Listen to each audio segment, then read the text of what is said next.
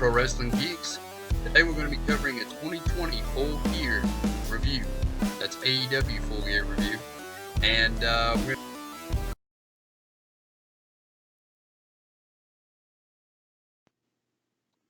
Our first contest of the night is for the NWA Women's World Championship. And it features Allison K going up against the champion, Serena Dee. This is a back and forth contest with some high spots. Allison K hit the AK-47 on Serena Dee.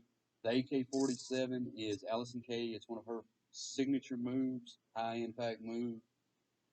Serena Dee was able to come back, and she ends up getting a dragon screw on Allison K. while Allison K is in the middle of the ropes. She hits the dragon screw, and she goes for a pin right after the dragon screw. But luckily for Allison K, her foot was underneath the ropes, saved her right there, right?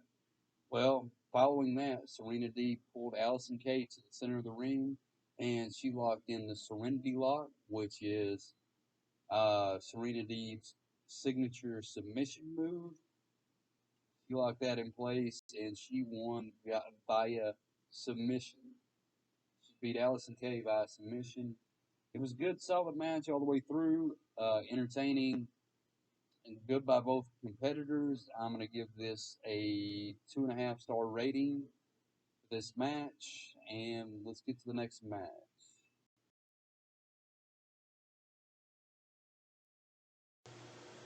Alright, so the next match we have on the card is Kenny Omega going up against the challenger, Adam Hangman Page. And it's important to note that this is an AEW World Heavyweight Eliminator Tournament Finals match. So they've had a tournament leading up to the Full Gear pay-per-view. And these are the two finalists, Kenny Omega and Adam Hangman Page. It's a back and forth contest. Omega went for the outside. There was a lot of basic moves to start out the match. Basic back and forth moves, counters, some strikes. Whenever Omega went for the outside, he was caught with a big boot from Adam Page. What I mean whenever I say he went for the outside, Kenny Omega went for a moonsault, an outside dive. Adam Hangman Page caught him with a big boot. Good reversal, right? Followed by a back suplex. They brawled on the outside. Page threw Kenny Omega into a barricade. He went for another throw into the barricade. And what I'm saying, Adam Page went to throw Kenny Omega into the barricade again, but Kenny Omega reversed it with a moonsault. All right, we get into the match a little bit more. They get back into the ring. And one of the best, important to note, this is one of the best matches of the night as well. Kenny Omega went for a power bomb on the outside, and Adam Page reversed it, and he performed a power bomb of his own. They get back inside the ring. Now Omega hits multiple punches on Page, so strike, strike, strike, multiple punches, and Adam Page turns the tide, connecting with the Deadeye. Even Deadeye is one of Adam Page's signature moves, of course. But Omega connects with the one-winged angel, and that gives him the W. So, like I said, this is one of the best matches out of the night. I'm going to give this a 4.5-star rating for the night, and there's more action to come. Let's go on to the next match. The next match we have to go over is Orange Cassidy versus John Silver, Thor, as the Dark Order likes to call him. One of the key points to this match is John Silver ripped the pockets out of Orange Cassidy's pants. You know how, so anybody that's watched AEW wrestling and is familiar with AEW wrestling knows that Orange Cassidy does this thing where he puts his hands into his pockets, right? Yeah, well, John Silver, apparently he's not a fan. He ripped the pockets out of Orange Cassidy's pants. Kind of hard to put your hands in your pockets if you don't have pockets in your pants, right? But anyway, so this was a back and forth match as well. Um, it was a show of strength by John Silver. John Silver was, I mean, he's a low to the ground, bulked up dude, right? Short but stocky, strong. He showed off his strength a lot in this match, especially in the early going as well. Um, John Silver showed off his strength. He threw Orange Cassidy across the ring several times. So like he pick him up, sling him across the ring, and that goes back to what I was saying about him showing off his strength, right? Um, he hits the spin doctor. John Silver hits the spin doctor on Orange Cassidy. Spin doctor, one of John Silver's signature moves. He connects with it on Orange Cassidy. John Silver quickly went for a pin. It gets him a long 2 count. John Silver went for a discus clothesline, similar to the discus clothesline that Brody Lee connected with on Cody Rhodes prior to him beating Cody Rhodes for the TNT heavyweight title. Um, let's see. He missed the discus clothesline, and it was followed by Orange Cassidy's Superman punch to win the match and get him the W for the night. I'm going to give this match a. It was a good match. I'm going to give it a 3-star rating. Next match.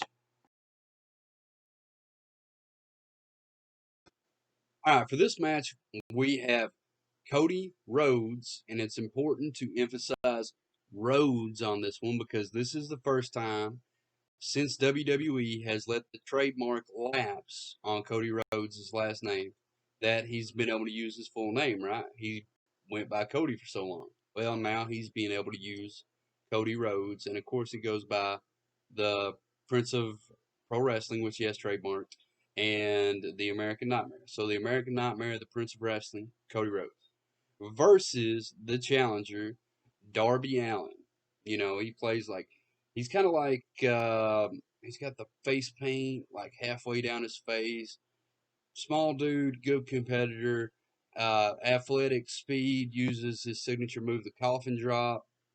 You know, good talent. So we start out this match, and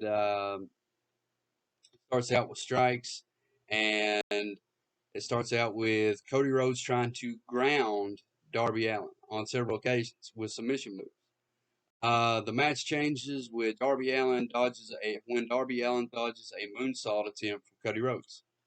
Cody Rhodes hits a high spot in this match, which is a Crossroads avalanche off the top rope.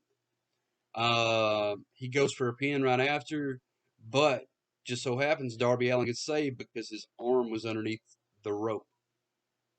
Can't get the pin if the arm's underneath the rope, right?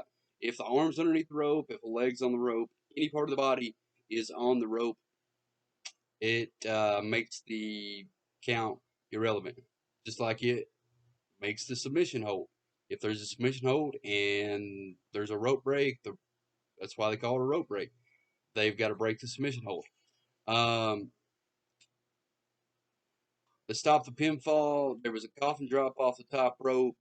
The action goes back and forth for several minutes, and what ends up ending this match, it's a roll-up pin, like it's a roll-up, and then Darby Allin reverses it, and then Cody Rhodes reverses it, and then Darby Allin reverses it one more time, and that gets just so happens by the skin of his teeth, he gets the 1, 2, 3 count, and there's a new TNT champion, Darby Allin. So, followed by that, Cody Rhodes is shocked, just like everybody else was, and Team Taz comes out. So, Taz comes out to the entrance ramp, and he cuts a promo talking about, oh, stop the waterworks, stop the emotions. I can't handle any more of the emotion. Well, while he's saying that, Brian Cage and Ricky Starks, the other two members from Team Taz, come out and start attacking Cody Rhodes and Darby Allin. That leads to a fight on the outside of the ring. Darby Allin gets thrown through a full gear set, like it's like a piece of the set that they have on the outside. Brian Cage picks him up, throws him through it. Cody Rhodes tried to help, but he was getting beat down too. Well, uh, that's the end of the segment. They get him up on the. He drove a car out. So the entrance to this match, he drove a car out, and it was just like an old beat up car, but it had white spray paint over the top of the hood of the car, and it says the new face of TNT. That was Darby Allin that drove it out. So the new face of TNT. They ended up planting Darby Allin on top of the car, and kind of a weird moment inside the ring whenever Team Taz first comes out. They start attacking Cody and Darby. Just to fall back on that, they both start to pick up the TNT title at the same time. So this is uh, Ricky Starks and Brian Cage, and it's kind of like they're both wanting to get the TNT title, and Taz ends up getting it away from them. That way, there's no quarrel amongst Team Taz in the midst of them trying to get the message across to Darby Allin and to Cody Rhodes. All right, so that was for the TNT title, new TNT champion. Moving on to the next match, guys.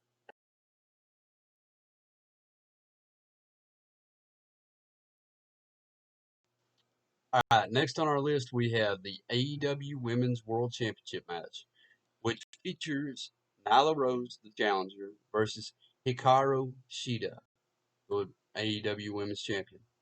Sheena came straight out of the gate with a lot of offense, nose to the grindstone on this one. Um, the champ hit a running knee while Rose was laying in the middle of the ring on the apron to continue her offense attack. Sheena gave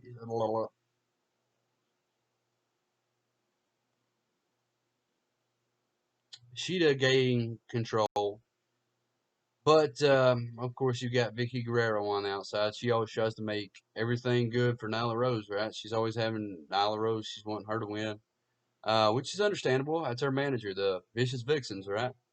Uh, Rose started getting the upper hand with her strength advantage, power advantage that she has. Uh, and she started working on Hikaru Shida's knee. And she started trying to damage it, started any way she can, trying to injure that knee and her leg. Uh, Nyla Rose tried to hit a splash on Shida, but Shida rode out of the way, uh, kept her from getting a splash done on her. Right? That wouldn't have been good for her, especially with the weight advantage that Nyla Rose has over Hikaru Shida. Could have been the end of the match. Very well, very easily could have.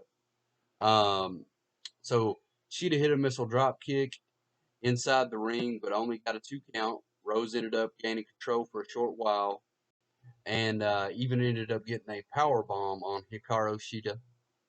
Um, Later on in the match, there was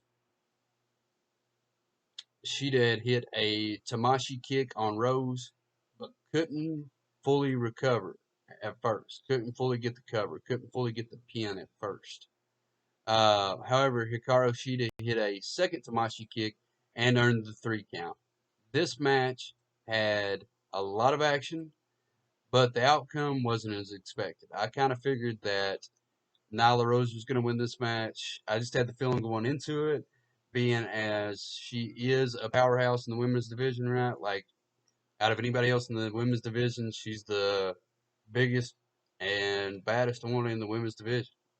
I had a feeling that she was going to come out on top in this match. She didn't.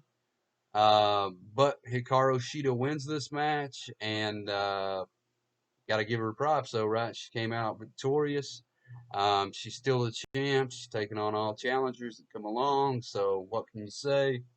I'm going to give this match 2.5 stars. All right. Solid match all around, but still yet 2.5 stars. Let's get on to the next match. Okay, so following up the AEW Women's Championship match of Hikaru Shida and Nyla Rose is the AEW Tag Team Championships, and it's going to be FTR, Dash Wilder, and Cash versus the Young Bucks, the team of Matt and Nick Jackson. Of course, they're members of the Elite, and they're executives of the promotion, and they've never had the World Tag Team Championships. Up to this point, Matt and Nick Jackson's never had the titles, which was kind of a shock to everybody, right? Like they're executive vice presidents of the company, and they're the biggest tag team up until FTR gets there. At least, I mean, without a shadow of a doubt, the biggest tag team signed to the company, and they never had held the belts. You had Omega and Hangman Page that had held the belts. You had SCU that had held the belts, but the Young Bucks, up until this point, never had. They got eliminated by Private Party in the first AEW Tag Team Championship tournament. So, and they just never have went back around to going for the belts after that. They get their opportunity here at AEW Full Gear 2020. Now, to emphasize this, Matt Jackson had an injured leg prior to this, and he's wrestling. Um, from what I saw on BTE, it was a injured MCL, right? The back of the knee.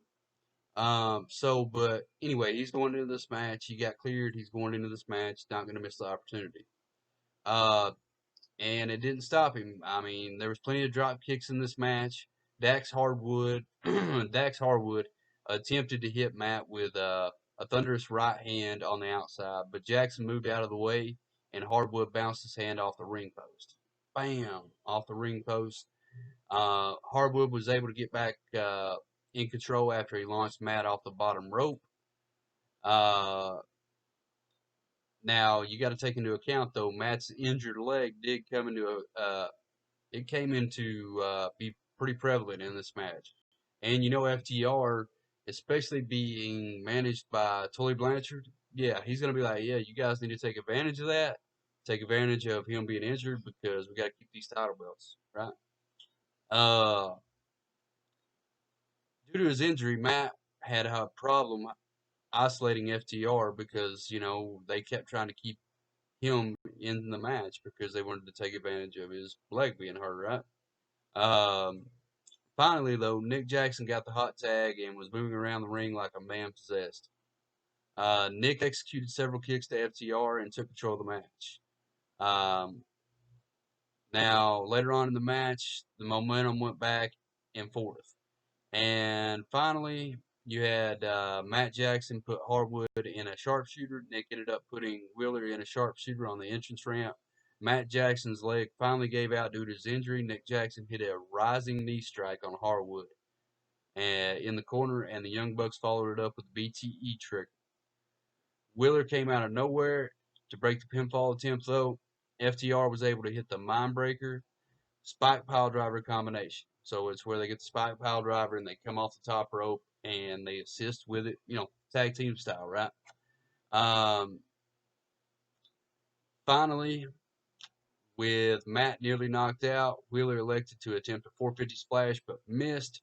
Matt was able to get up and connect with a super kick to win the match. Followed it up with a super kick because, you know, Wheeler had tried the 450 splash.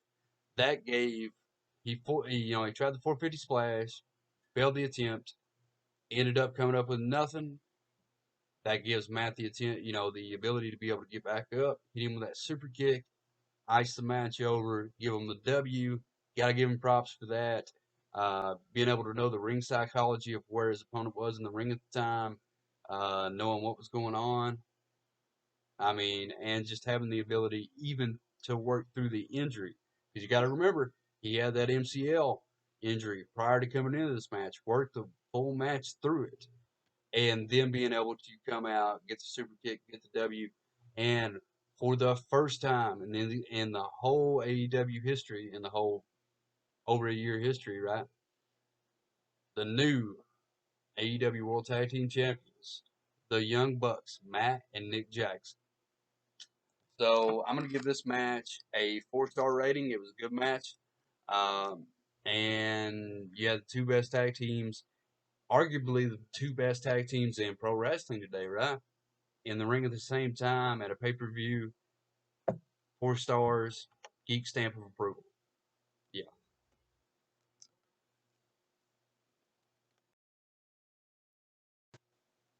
All right. So our next match we have coming up is the Ultimate Deletion match. The Elite Deletion match.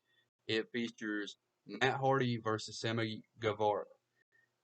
Starts out by Sammy Guevara coming up and arriving on the Hardy compound in a golf cart, of all things, a golf cart. I think it goes back to Stadium Stampede whenever Matt Hardy and Kenny Omega were trying to run over Sammy Guevara with a golf cart. Well, the golf cart doesn't last too long in this one because Matt Hardy runs it over with a monster truck. This match has got a little bit of everything in it, folks. Uh, so Matt Hardy and Sammy Guevara fight on the outside for a while. There's a ring in the Hardy compound. Well, Santana and Ortiz show up, and they're wanting to help out their inner circle brother, Sammy Guevara. Well, Private Party shows up as well, and they start fighting with Santana and Ortiz. And they make their way down to the Lake of Reincarnation. And that's whenever Gangrel and Hurricane Helm shows up. And we don't know it's Gangrel at first because he's got a hood on. It turns out that it is Gangrel. Yes, that Gangrel from the Attitude Era that first appeared with Edge and Christian in the Brood. All right, so they make their way back to the ring, and it's an all-out slugfest. Private Party, uh, Hurricane Helms, Gangrel, Santana and Ortiz, and Guevara, and Matt Hardy. And Sammy and Matt make their way outside, and they make their way into the Doom, or the Doom of Deletion, and it's essentially Matt Hardy's garage, the way I understand it. And there's a ring inside of it, though. And Guevara ends up going for a swanton bomb off the ring inside the Doom of Deletion, and he goes through it, and Matt Hardy's on top of the table. There's a table set up. He goes through with the Swanton Bomb on top of Matt Hardy, and they go through the tables. Well, Matt Hardy ends up pulling this one out with Twist of Fate, and he gets the W. I'm going to give this match a 3.5 stars. It was a decent match. It had a little bit of everything. It even had fireworks in this. Like, they were shooting firework projectiles back and forth with each other at one point in this match. It was a whole lot. Voices going. It was a whole lot of everything, right? It had a little bit of everything in this match for it. Wrestling, theatrical, everything. And that's why it's getting a 3.5 stars. And I thought it was good. It was nice to see. It's going to be interesting to see where they go with it, with as far as Gangrel, Hurricane Helms, just to kind of see these cinematic things put into wrestling. It's interesting. It's a good break from the norm. It gives it a new spice. You know, like nobody likes having sweet all the time. Sometimes you need some salty to go with your sweet, right? So this is kind of like that effect to it. Good match, 3.5 stars. Next match.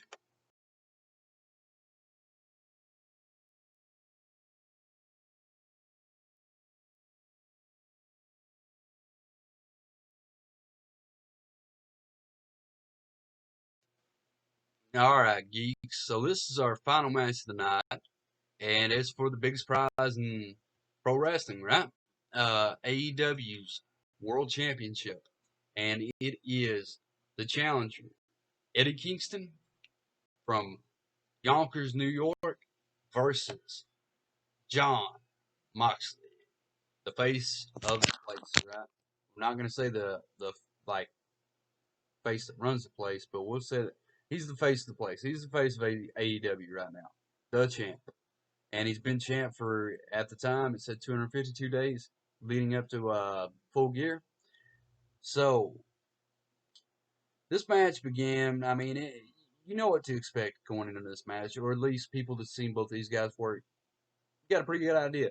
it's going to be a down dirty slugfest, right? And it's going to be it's a no DQ match. It's an I quit match. That's the stipulation.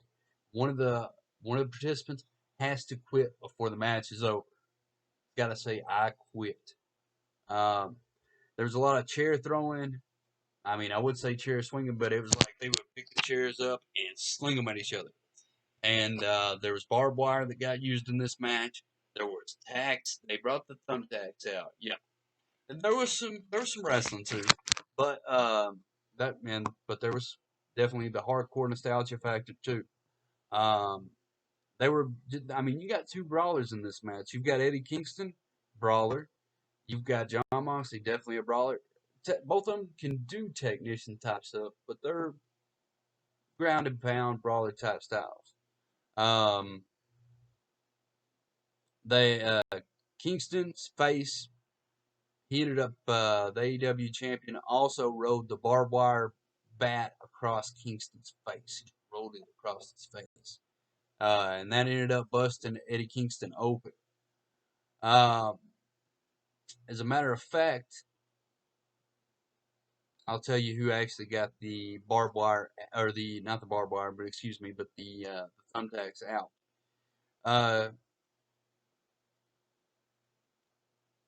John Moxley hit the paradigm shift on Eddie Kingston. Eddie Kingston's head went directly into the mat with a paradigm shift. And he used John Moxley ended up using the barbed wire to help him choke Eddie Kingston while he had him in a bulldog choke. After a few moments of this, Eddie Kingston uttered the words. Well, he didn't utter them yet. The referee said he said them. He said, "I quit." Now, following the conclusion of the match, Kenny Omega made his way down the ring. It was like a stare down, right? Because he knows he won the AEW World Title final AEW World Title Finals Elimination Tournament match, right? He knows that Kenny Omega is going to be the number one contender. He's the next one coming for the belt. So it was an exchange like that. It was like, we met up a year ago. This time, I want it to be straight down the middle. I want it to be a one-on-one match. And everybody knows that Kenny Omega beat Adam Hangman Page for the number one contender spot earlier in the night. He'll be the next one to face Moxley in the future. Now, this match, I'm giving a 4. I thought it was a good match, good solid match. There was a lot of brawling, a lot of hardcore stuff, but, every once in a while, it's nice to see that. It's definitely nice to see that. A good difference from what you see on some of the other shows anyway, right? Altogether, this pay-per-view was solid. I'm going to give the pay-per-view as a whole 4 stars. It was a real good pay-per-view. I thought Full Gear lived up to the expectations and then some. And I'm looking forward to seeing more All Elite Wrestling. All right, thanks for watching. Be sure to like, share, and subscribe. And please hit that little bell icon over to the side. We appreciate it much here at Totally Pissed Off Pro Wrestling Geeks. All right, the Geeks out.